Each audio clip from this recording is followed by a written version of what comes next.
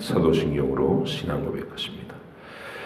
나는 전능하신 아버지 하나님 전지의 창조주를 믿습니다. 나는 그의 유일하신 아들 우리 주 예수 그리스도를 믿습니다. 그는 성령으로 잉태되어 동정녀 마리아에게서 나시고 본디오 빌라도에게 고난을 받아 십자가에 못 박혀 죽으시고 장사된 지 사흘 만에 죽은 자 가운데서 다시 살아나셨으며 하늘에 오르시어 전능하신 아버지 하나님 우편에 앉아 계시다가 거기로부터 살아있는 자와 죽은 자를 심판하러 오십니다. 나는 성령을 믿으며 거룩한 공교회와 성도의 교제와 죄를 용서받는 것과 몸의 부활과 영생을 믿습니다. 아멘. 히브리서 10장과 11장입니다. 함께 읽겠습니다. 율법은 장차올 좋은 일의 그림자일 뿐이요 참 형상이 아니므로 해마다 늘 드리는 같은 제사로는 나오는 자들을 언제나 온전하게 할 수 없느니라. 그렇지 아니하면 섬기는 자들이 단번에 정결하게 되어 다시 죄를 깨닫는 일이 없으리니 어찌 제사 드리는 일을 그치지 아니하였으리요. 그러나 이 제사들에는 해마다 죄를 기억하게 하는 것이 있나니 이는 황소와 염소의 피가 능히 죄를 없이 하지 못함이라. 그러므로 주께서 세상에 임하실 때에 이르시되 하나님이 제사와 예물을 원하지 아니하시고 오직 나를 위하여 한 몸을 예비하셨도다. 번제와 속죄제는 기뻐하지 아니하시나니 이에 내가 말하기를 하나님이여 보시옵소서 두루마리 책에 나를 가리켜 기록된 것과 같이 하나님의 뜻을 행하러 왔나이다 하셨느니라. 위에 말씀하시기를 주께서는 제사와 예물과 번제와 속죄제는 원하지도 아니하고 기뻐하지도 아니하신다 하셨고 이는 다 율법을 따라 드리는 것이라. 그 후에 말씀하시기를 보시옵소서 내가 하나님의 뜻을 행하러 왔나이다 하셨으니 그 첫째 것을 폐하심은 둘째 것을 세우려 하심이라. 이 뜻을 따라 예수 그리스도의 몸을 단번에 드리심으로 말미암아 우리가 거룩함을 얻었노라. 제사장마다 매일 서서 섬기며 자주 같은 제사를 드리되 이 제사는 언제나 죄를 없게 하지 못하거니와 오직 그리스도는 죄를 위하여 한 영원한 제사를 드리시고 하나님 우편에 앉으사 그 후에 자기 원수들을 자기 발등상이 되게 하실 때까지 기다리시나니 그가 거룩하게 된 자들을 한 번의 제사로 영원히 온전하게 하셨느니라. 또한 성령이 우리에게 증언하시되 주께서 이르시되 그날 후로는 그들과 맺을 언약이 이것이라 하시고 내 법을 그들의 마음에 두고 그들의 생각에 기록하리라 하신 후에 또 그들이 이의 죄와 그들의 불법을 내가 다시 기억하지 아니하리라 하셨으니 이것들을 사하셨은즉 다시 죄를 위하여 제사 드릴 것이 없느니라. 그러므로 형제들아 우리가 예수의 피를 힘입어 성소에 들어갈 담력을 얻었나니 그 길은 우리를 위하여 휘장 가운데로 열어놓으신 새로운 살 길이요 휘장은 곧 그의 육체니라. 또 하나님의 집 다스리는 큰 제사장이 계심에 우리가 마음의 뿌림을 받아 악한 양심으로부터 벗어나고 몸은 맑은 물로 씻음을 받았으니 참마음과 온전한 믿음으로 하나님께 나아가자. 또 약속하시는 이는 믿으시니 우리가 믿는 도리의 소망을 움직이지 말며 굳게 잡고 서로 돌아보아 사랑과 선행을 격려하며 모이기를 패하는 어떤 사람들의 습관과 같이 하지 말고 오직 권하여 그날이 가까움을 볼수록 더욱 그리하자. 우리가 진리를 아는 지식을 받은 후 짐짓 죄를 범한즉 다시 속죄하는 제사가 없고 오직 무서운 마음으로 심판을 기다리는 것과 대적하는 자를 태울 맹렬한 불만 있으리라. 모세의 법을 피한 자도 두세 증인으로 말미암아 불쌍히 여김을 받지 못하고 죽었거든. 하물며 하나님의 아들을 짓밟고 자기를 거룩하게 한 언약의 피를 부정한 것으로 여기고 은혜의 성령을 욕되게 하는 자가 당연히 받을 형벌은 얼마나 더 무겁겠느냐. 너희는 생각하라. 원수 갚는 것이 내게 있으니 내가 갚으리라 하시고 또다시 주께서 그의 백성을 심판하리라 말씀하신 것을 우리가 아노니 살아계신 하나님의 손에 빠져들어가는 것이 무서울진저. 전날에 너희가 빛을 받은 후에 고난의 큰 싸움을 견디어낸 것을 생각하라. 혹은 비방과 환난으로서 사람에게 구경거리가 되고 혹은 이런 형편에 있는 자들과 사귀는 자가 되었으니 너희가 갇힌 자를 동정하고 너희 소유를 빼앗기는 것도 기쁘게 당한 것은 더 낫고 영구한 소유가 있는 줄 알미라. 그러므로 너희 담대함을 버리지 말라. 이것이 큰 상을 얻게 하느니라. 너희에게 인내가 필요함은 너희가 하나님의 뜻을 행한 후에 약속하신 것을 받기 위함이라. 잠시 잠깐 후면 오시리가 오시리니 지체하지 아니하시리라. 나의 의인은 믿음으로 말미암아 살리라. 또한 뒤로 물러가면 내 마음이 그를 기뻐하지 아니하리라 하셨느니라. 우리는 뒤로 물러가 멸망할 자가 아니요 오직 영혼을 구원함에 이르는 믿음을 가진 자니라. 믿음은 바라는 것들의 실상이요 보이지 않는 것들의 증거니 선진들이 이로써 증거를 얻었느니라. 믿음으로 모든 세계가 하나님의 말씀으로 지어진 줄을 우리가 아나니 보이는 것은 나타난 것으로 말미암아 된 것이 아니니라. 믿음으로 아벨은 가인보다 더 나은 제사를 하나님께 드림으로 의로운 자라 하시는 증거를 얻었으니 하나님이 그 예물에 대하여 증언하심이라. 그가 죽었으나 그의 믿음으로서 지금도 말하느니라. 믿음으로 에녹은 죽음을 보지 않고 옮겨졌으니 하나님이 그를 옮기심으로 다시 보이지 아니하였느니라. 그는 옮겨지기 전에 하나님을 기쁘시게 하는 자라 하는 증거를 받았느니라. 믿음이 없이는 하나님을 기쁘시게 하지 못하나니 하나님께 나아가는 자는 반드시 그가 계신 것과 또한 그가 자기를 찾는 자들에게 상 주시는 이심을 믿어야 할지니라. 믿음으로 노아는 아직 보이지 않는 일에 경고하심을 받아 경외함으로 방주를 준비하여 그 집을 구원하였으니 이로 말미암아 세상을 정죄하고 믿음을 따르는 의의 상속자가 되었느니라. 믿음으로 아브라함은 부르심을 받을 때에 순종하여 장래의 유업으로 받을 땅에 나아갈새 갈 바를 알지 못하고 나아갔으며 믿음으로 그가 이방의 땅에 있는 것 같이 약속의 땅에 거류하여 동일한 약속을 유업으로 함께 받은 이삭 및 야곱과 더불어 장막에 거하였으니 이는 그가 하나님이 계획하시고 지으실 터가 있는 성을 바랐음이라. 믿음으로 사라 자신도 나이가 많아 단산하였으나 잉태할 수 있는 힘을 얻었으니 이는 약속하신 이를 미쁘신 줄 알았음이라. 이러므로 죽은 자를 저와 같은 한 사람으로 말미암아 하늘의 허다한 별과 또 해변의 무수한 모래와 같이 많은 후손이 생육하였느니라.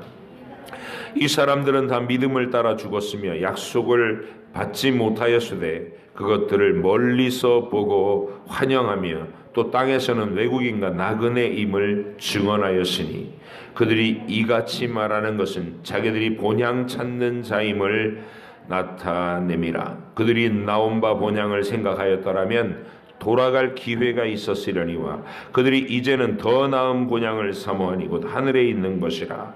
이러므로 하나님이 그들의 하나님이라 일컬음 받으심을 부끄러워 아니하시고 그들을 위하여 한 성을 예비하셨느니라.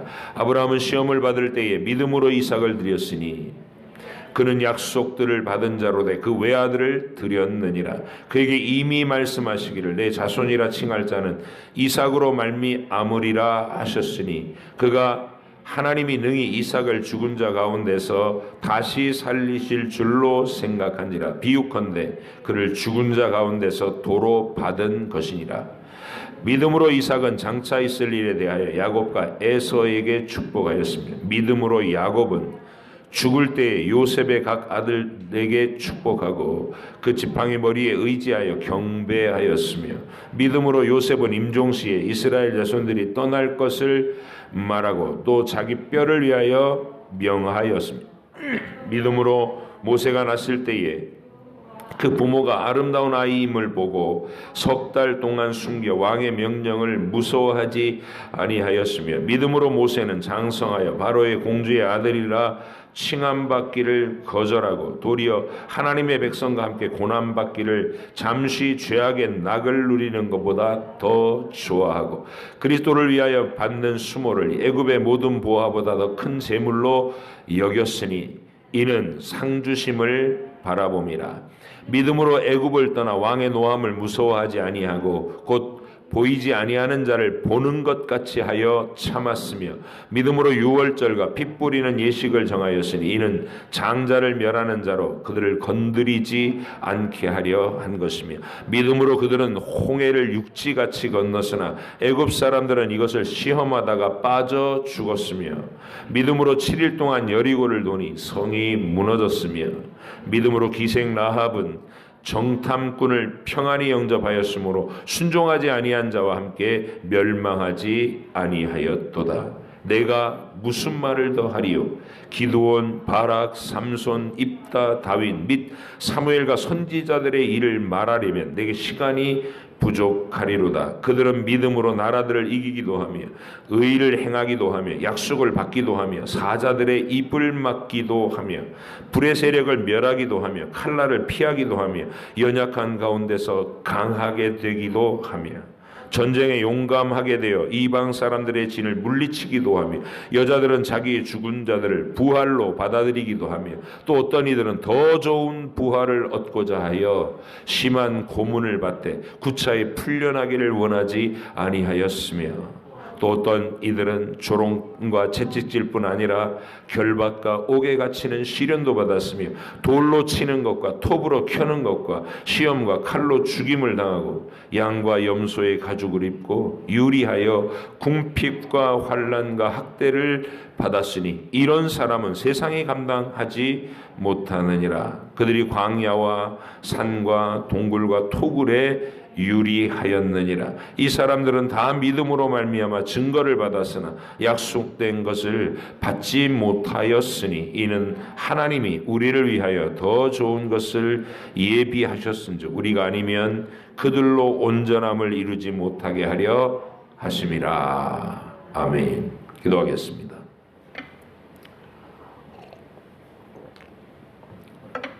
하나님 아버지, 연속되는 황제들의 박해를 통하여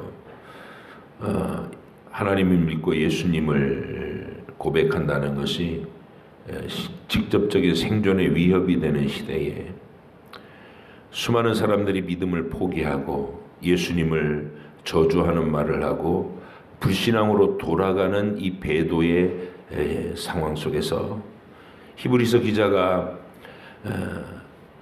태초부터 존재해왔던 하나님을 기쁘시게 하는 진짜 믿음은 그 어떤 위협과 박해 속에서도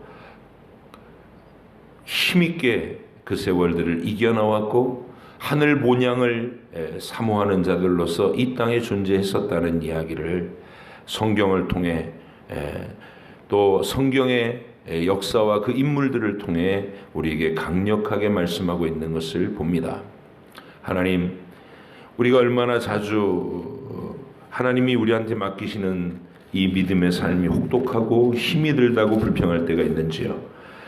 그러나 우리가 말씀 앞에 서서 또 하나님의 구원하신 그 역사를 묵상하며 각 시대 어느 태초부터 종말까지 어느 시대든지 하나님의 백성이 세상의 공격을 악한 영의 공격을 받지 않은 시대가 없었다는 사실을 분명히 알고 우리도 우리들의 시대에 용감하게 우리 내 믿음을 다시 점검하며 올바로 굳건하게 세우는 일을 해나갈 수 있도록 인도해 주시옵소서. 이제 이 주일 새벽에 우리가 다시 열심을 품은 주의 백성들로 새벽을 깨웠나이다. 읽고 깨닫고 하나님을 기뻐하고 하나님을 기쁘시게 하는 저희들이 되게 하여 주시옵소서. 감사드리며 예수님의 이름으로 기도하옵나이다. 아멘.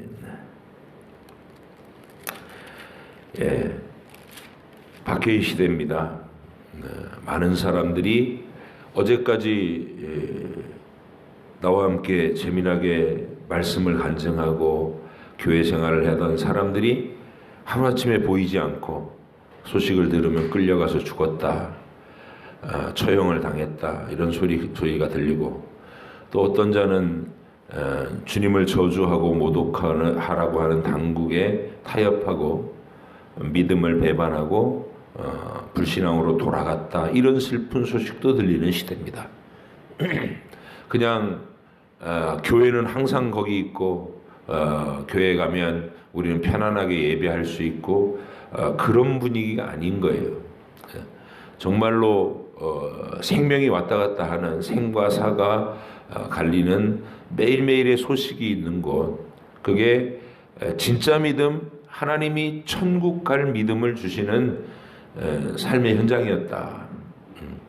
그래서 그런 상황 속에서 진짜 믿음의 고백자들이 남는 거죠. 하나님의 현장에 목숨을 건 믿음.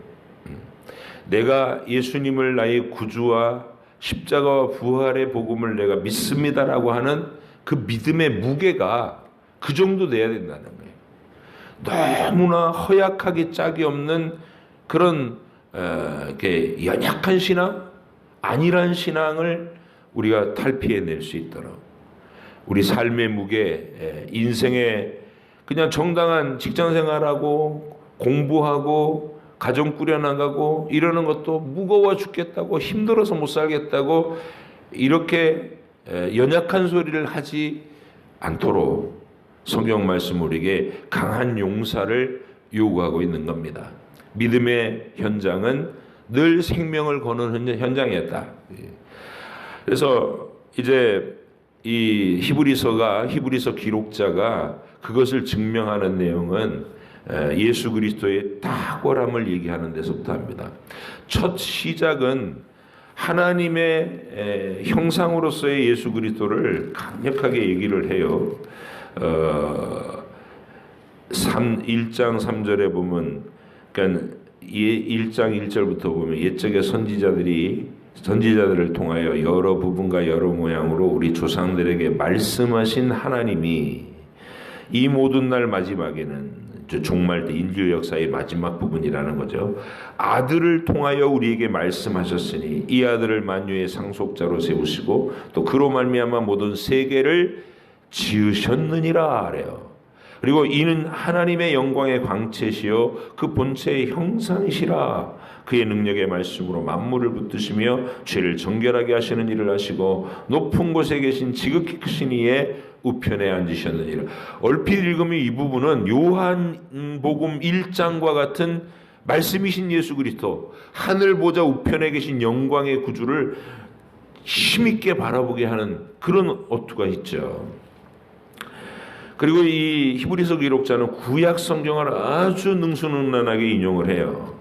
그러면서 예수님은 천사보다 뛰어나시고 모세보다 뛰어나시고 아론 지파 가문의 제사장보다 뛰어나시고 이 얘기를 하면서 시편의 멜기세덱의 반차를 쫓아 오실 영원한 대제사장이라고 하는, 다른 사람들은 잘 눈여겨보지 못하는 성경에 하나님이 구원의 비밀로 살짝 가려놓으신 말씀, 이게 유대인의 율법, 이게 성경 해석에서 주류가 아니었다는 거예요. 유대인들의 성경 해석은 율법을 지키고 안식일을 어떻게 하면 준수하느냐 그런 데 꽂혀가지고 그런 것만 얘기했지, 하나님의 구속 계시에서 진짜 중요한 맥락이 뭐냐 이거는 모르는 거예요. 그런데 이 히브리서 기록자는 구약 성경에 능통하고, 그리고 영광의 예수 그리스도가 보좌 우편에 계신 바로 그 하나님의 본체의 영광이고 하나님의 광채다라고 얘기하는 그 안목으로 성경의 맥락을 풀어가는 거예요. 그러면서 진짜 중요한 이야기는 이 시편 110편에서 살짝 언급되었던 멜기세덱의 반열을 따라 이 세상에 오실 하나님 우편에 계신 그 주님, 다윗이 주님이라고 불렀던 그 우편에 계신 주님이 우리의 구원의 주님이고 영원히 살아계신 대제사장이시다. 이거를 오늘 9장까지 강력하게 얘기했어요. 이제 10장에 오면 율법은 장차 올 것들의 그림자였다 이런 얘기를 해요. 그건 실체가 아니고 실체가 올 때까지 설명해주는 상징이었다는 얘기예요. 애굽에서 애굽 사람, 애굽 왕과 애굽 백성들에게 10가지 재앙으로 심판을 내리면서 마지막 재앙에는 장자가 죽는 재앙을 내렸어요. 각 집마다 첫 번째 아들이 죽고 각 집마다 처음 태어난 짐승들이 죽고 초태생 그 권세를 꺾는다는 의미인 겁니다. 하나님이 심판을 진짜 그냥 본격적인 심판을 하려면 다 진멸하시겠죠. 한 사람도 남기지 말고 다 죽여라. 이게 심판이에요. 예를 들면 소돔과 고모라 성을 멸할 때 그냥 하늘로서 막 불과 유황이 떨어져서 그 지역 전체를 초토화시키고 모든 생명체를 사라지게 하신 그게 진짜 심판이거든요. 그런데 요한계시록에서 밝히지만 아직 최후의 심판이 오기 전에 대접재앙이 오기 전에 나팔로서 계속 이 땅에 재난이 발생한다는 거예요. 나팔의 재앙은 경고의 나팔 소리가 울리고 죽는 범인은 3분의 1이 죽는 거예요. 이 세상에는 늘 재난과 전쟁이 끊이지 않았고 그리고 역병이 돌아서 계속해서 3분의 1이 죽는 하나님의 심판의 경고가 태초부터 여태까지 진행되고 있어요. 그리고 지금도 진행되고 있고 우리 주님 말씀으로는 내가 다시 올 때까지 전쟁과 기근과 지진은 끊이지 않을 것이라는 거예요. 어느 시대나 그랬어요. 그래서 애굽의 장자를 심판하는 것도 샘플 심판이기 때문에 경고의 심판이기 때문에 집안 사람 다 죽이는 게 아니라 장자만 죽는 거예요. 근데 그 심판의 날에 심판의 밤에 이스라엘 백성들한테는 흠없는 어린 양을 집에서 간직해 뒀다가 간직하라는 말은 며칠 동안 그 일을 먹이고 보살피고 하라는 거예요. 서로 자기가 주는 음식을 맛있게 먹는 양을 보고 그 양을 이제 시간이 돼서 잡으려고 할 때 죽여야 하는데 그 정서적인 어떤 아픔이 있을 거 아니에요. 며칠 동안 정을 들이고 눈을 맞추고 그리고 쓰다듬어주고 했던 양을 칼로 찔러 피를 흘리고 버둥거리고 죽어가는 그 고통스러운 모습을 지켜봐야 되는 거죠. 그리고 그 피를 대문에 바르는 거예요. 심판의 천사가 지나갈 때 이 집은 모면하게 해달라고 하는 약속을 신뢰하는 믿음의 고백입니다. 이런 모든 일들이 그림자였다는 거예요. 진짜 하나님이 하고 싶었던 얘기는 내 아들이 흠없는 어린 양 영원한 속죄의 제물로 와서 대속의 피를 흘리고 하나님의 영원한 진노를 한 몸에 받는다. 그 하나님의 계획, 하나님의 위대한 자기 희생적인 사랑, 십자가, 부활 그 약속을 믿는 사람에게는 내가 심판을 면제해 주겠다. 더 이상 죄에 대한 책임을 묻지 않고 내가 영원한 용서를 선언하고 이제 내 사랑 안에서 스스로 죄와 더불어 힘있게 싸우게 하려는 그런 구원을 베풀겠다. 이게 진짜 구원 얘기거든요. 그래서 히브리서 기자가 10장에 와서 그 얘기를 하는 거예요. 율법은 그림자였다. 짐승의 피로 우리의 죄가 사라지지 않는 거 아니냐. 오직 한 몸을 예비하셨다. 그러니까 이런 것도 사도 바울이 구약을 인용하고 그 설명하던 어투하고는 전혀 달라요. 내용과 맥락은 같은 얘기를 하고 있는데 사도 바울의 글도 힘이 있지만 이 히브리서 기자의 글은 더 특별하게 힘이 있고 웅장해요. 그래서 우리가 흔히 이제 학자들이 이 히브리서는 바울이라고 하는 사람도 있는데 바울의 필치하고는 너무나 달라서 그 브리스길라와 아굴라가 에베소에서 만나가지고 성경 공부를 시켰던 청년 아볼로. 그러니까 들어보니까 구약 성경은 막 정말 탁월하게 알고 있는 청년인데 아직 예수님에 대해서는 충분히 듣지 못하고 세례 요한에게까지만 들었더라는 거예요. 그래서 집에 데리고 와가지고 그가 그렇게 잘 알고 있는 구약 얘기를 쫙 풀어서 이 모든 약속이 나사렛 예수 그리스도 십자가에 죽으시고 3일 만에 부활하신 우리 주님을 설명하는 것이다 라고 성경 공부를 딱 시켜줬더니 이 청년이 날개를 달은 거예요. 성경을 보는 안목이.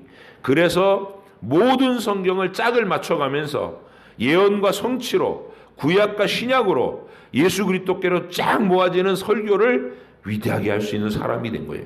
그래서 그가 그렇게 훈련받아 가지고 바울이 고린도 교회에서 이제 사역을 마치고 떠나왔을 때 브리스길라와 아굴라도 바울과 함께 동행하면서 청년 아볼로를 고린도 교회 설교자로 보낸 겁니다. 그래서 고린도 교회가 이 아볼로의 이 탁월한 설교를 들은 거예요. 여러분들 히브리서를 읽으면 아마 그 느낌이 들 거예요. 야, 정말 설교를 이렇게 깊이 있게. 물론 그 중에서 이 아볼로 설교 히브리서를 어렵다고 그래요. 사람들이 어렵다. 히브리서 기록자 본인도 이렇게 얘기합니다. 너희가 언제까지 뭐 세례 받는 거, 뭐 하나님의 창조하심, 인간의 타락하심, 그리고 세례 받는 거, 뭐 그런 기초에 머무를래. 예? 너희가 세월이 오래 지났으니 마땅히 선생이 돼야 되는데 언제까지 기초만 닦고 있을래? 이렇게 얘기했어요. 그죠? 그 히브리서 기록자가 하는 건 뭐냐면 맥락을 이해하는 그리고 말할 수 있는 믿음이 되라는 거. 다 선생이 된다는 얘기는 누구에게나. 그래서 오늘 이 10장에 와서 이제 율법의 모든 것들은 상징이었고 그림자였고 진짜 실체는 예수 그리스도다. 하나님은 제사와 예물을 기뻐하시는 분이 아니었고 그거는 임시적으로 그렇게 표현할 수밖에 없는 거예요. 시청각 도구로서는 탁월하잖아요. 눈앞에서 흠없는 제물이 준비되었다가 자기가 돌본 양이에요. 이게 친밀성을 가진 양인데 그리고 마지막에는 안수까지예요.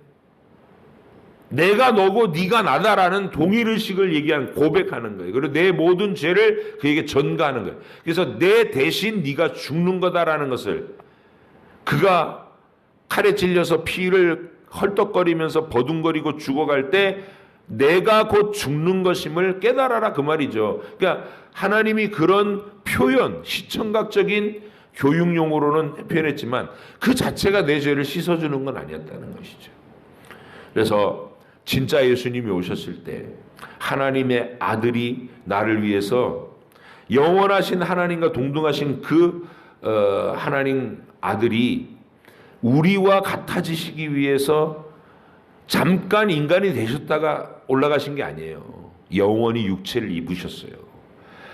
영이신 하나님이 영원히 육체를 입으신 분이 됐다고 우리와 같아지시기 위해서. 그 성육신 자체도 어마어마한 놀라운 은혜죠. 그리고 그 육신으로 오신 주님이 우리를 대표해서 아담이 실패한 완전한 의, 하나님의 시험을, 마귀의 시험을 통과하고 어떤 흠도 남기지 않는 완전한 의를 이루어 내셔요.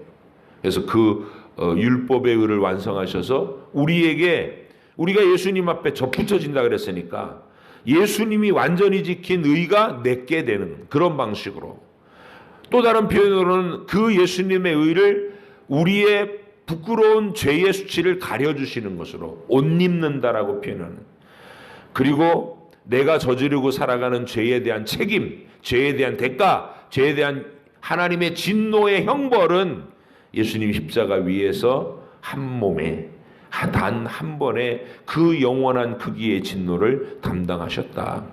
이런 얘기가 우리의 믿음이 뜨거울 수밖에 없고, 그리고 감격스러울 수밖에 없는 그런 내용인 것을 강력하게 얘기하는 거죠. 그런 다음에 뭘 얘기하냐면 32절에 오면 10장 32절 전날에 너희가 빛을 받은 후에 고난의 큰 싸움을 견뎌낸 것을 생각하라.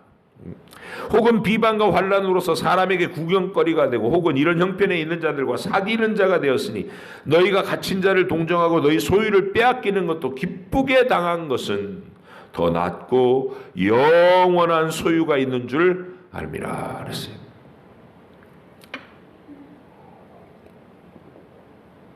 여러분, 우리는 이 글을 읽으면서 성경에 써 있는 글이니까 이렇게 하고 그냥 읽고 참 어려운 가운데서 이 신앙생활들을 하셨구나 이렇게만 생각하고 지나갈 일이 아니라는 거죠. 저와 여러분이 신앙을 걸고 있는 이 믿음이라는 내용을 걸고 있는 그 무게를 한번 생각해 보자고요. 그냥 늘 소풍 가는 마음으로 휘파람 불듯이 떨렁떨렁 이게 교회 온다는 느낌이 이런 거죠. 오늘도 주일이 왔어요. 주일이 왔는데 오늘은 어떤 옷을 입고 갈까? 그런데 민감한 사람들 많죠. 왜? 아무개 집사님이 지난주에 보니까 명품을 입었던데 나도 질 수가 없지. 이런 그 주일날 모여가서 수다 떨고 재미있게 지낼 생각, 이런 생각으로 교회에 오는 사람들이 있다는 것이죠. 그런데 믿음이라는 영역은 그런 정도가 아니라는 거예요. 핍박을 당하고 위협을 당하고 어제까지 함께 있던 사람이 갑자기 사라지고 죽었어, 또 배반했어, 이런 소식이 들리는 그 무게 속에서, 그 속에서 하나님 앞에 내 생명을 걸고 믿음을 고백하는 거, 그게 우리 믿음의 실체다. 그래서 사도 바울이래, 이 히브리서 기록자가 네로의 박해에 직면하고 있는 혹독한 그 시대 성도들에게 너희들이 이제껏 핍박을 받으면서 여기저기 쫓겨다니고 갑자기 재산을 박탈당하고 추방당하고 또는 죽임을 당하는 이런 일을 당한 것은 너희가 영원한 흔들리지 않는 영구한 소유, 하늘에 기업이 있는 것을 믿었기 때문 아니냐. 36절 보세요. 10장 36절. 35절부터 볼게요. 그러므로 너희 담대함을 버리지 말라. 담대함을 버리지 마라. 이것이 큰 상을 얻게 하느니라. 너희에게 인내가 필요함은 너희가 하나님의 뜻을 행한 후에 약속하신 것을 받기 위함이라. 위로하는 거죠. 잠시 잠깐 오면 오시리가 오시리니 지체하지 아니하리라. 나의 의인은 믿음으로 말미암아 살리라. 또한 뒤로 물러가면 내 마음이 그를 기뻐하지 아니하리라 하셨느니라. 구약을 인용하는 그 깊이가요, 사도 바울을 능가해요. 정말 탁월합니다. 자, 이렇게 이제 배도하는 일에 대해서 한번 비침을 받고 하나님의 진리의 복음이 뭔지를 다 내용을 알았어요. 우리 하나님이 창조하셨고 우리는 타락했고 그 타락한 우리를 하나님 구원하시기 위해서 아들을 보내셨고 십자가와 부활 사건이 일어났고 이 얘기를 다 알아들었어.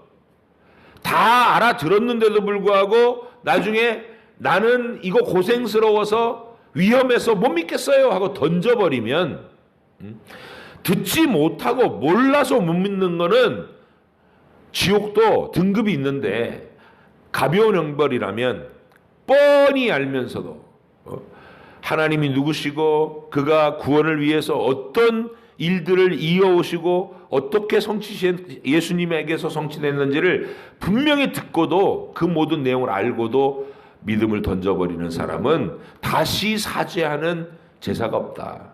그는 지옥의 형벌을 면할 길이 없다. 성령을 모독한 거고 영광의 주를 다시 욕보이는 것이다. 이렇게 강력하게 배도에 대한 경고를 해요. 그런 다음에 이제 다른 남아있는 자들, 믿음을 지킨 자들에게 대해서는 이 얘기를 하는 거예요. 너희가 환난과 비방과 그 고통 속에 있는 거, 그리고 그런 자들과 함께 사귀는 자들이 된 거, 이거는 결코 부끄러운 일도 아니고 그리고 두려워만 할 일도 아니다. 왜냐하면 우리에게는 오실 주님이 있지 않느냐. 그리고 우리가 바라는 것은 이 땅에서의 영화, 이 땅에서의 안락이 아니라 영원한 저 하늘의 기업이 아니냐, 이렇게 약속하고 있는 겁니다. 귀한 여러분, 오늘 이 새벽에 히브리서를 읽고 있는 우리의 마음이 분발할 수 있기를 바랍니다. 그리고 나서 이제 히브리서 기자는 이 일은 처음부터 그랬다. 처음부터 믿음의 첫 조상이 누구냐? 아벨 아니냐? 1호 아담과 하와가 타락한 이후에 하나님께 대한 올바른 믿음을 고백하고 가인의 미움을 받아, 세상의 미움을 받아서 목숨을 잃었던 신앙, 그 죽음이 헛된 것이었느냐? 그렇지 않다.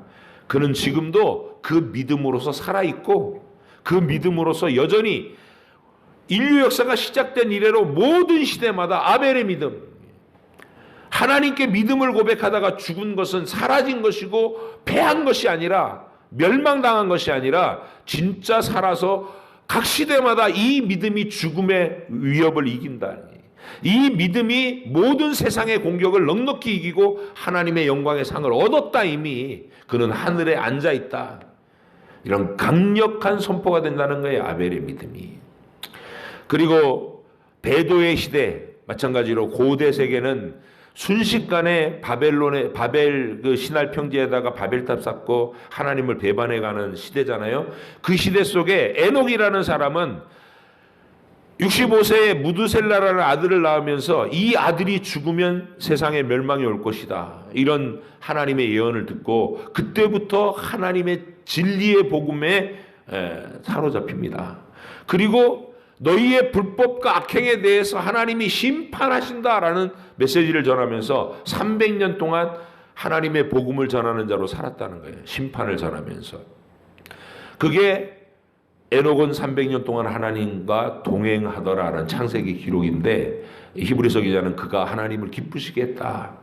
그리고 그를 데려가셔서 세상에서 다시 보이지 않았다, 승천했다, 그 말이죠.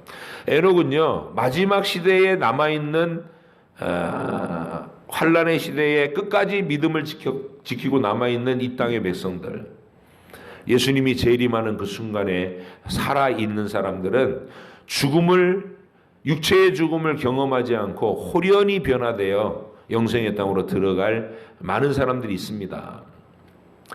그래서 그런 사람들의 표상이죠, 에녹과 엘리야 같은 사람, 육체의 죽음을 보지 않고 올라간 사람들이니까. 그리고 이제 그로부터 시작해서 에녹, 노아, 아브라함, 사라의 믿음, 이삭, 야곱의 믿음, 이렇게 쭉 나가면서 그 하늘의 영원한 보상을 바라보고 하늘을 바라보는 사람들의 참 믿음은 언제나 세상을 이겼다. 죽음의 공포도 이겼다. 구차히 사형을 면하려고 하지 않고 영원한 도성을 바라보며 기쁘게 죽어갔다. 세상이 감당치 못하는 믿음이라는 거다, 이게. 히브리서는 우리를 그 위치까지 들어가자고 권면하는 것입니다. 오늘 이 거룩한 새벽에 히브리서의 하이라이트를 읽었어요. 여러분과 제가 내 믿음은 정말 안락한 상태에서 하고 있구나. 지금 내가 더 분발하고 내 목숨을 주님 앞에 걸고 정말로 무게감 있게 진중하게 열정적으로 충성되게 죽기까지 이 내 믿음을 고백하고 표현하며 살아야 되겠다. 이런 거룩한 결심이 여러분에게 있어지기를 간절히 바랍니다. 기도하겠습니다.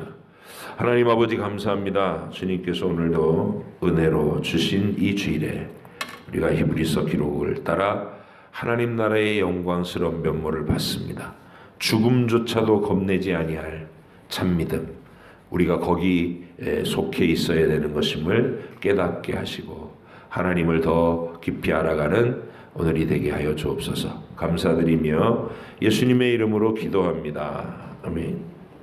하늘에 계신 우리 아버지, 아버지 이름을 거룩하게 하시며 아버지 나라가 오게 하시며 아버지 뜻이 하늘에서와 같이 땅에서도 이루어지게 하소서. 오늘 우리에게 일용할 양식을 주시고 우리가 우리에게 잘못한 사람을 용서하여 준 것 같이 우리 죄를 용서하여 주시고 우리를 시험에 빠지지 않게 하시고 악에서 구하소서. 나라와 권능과 영광이 영원히 아버지의 것입니다. 아멘.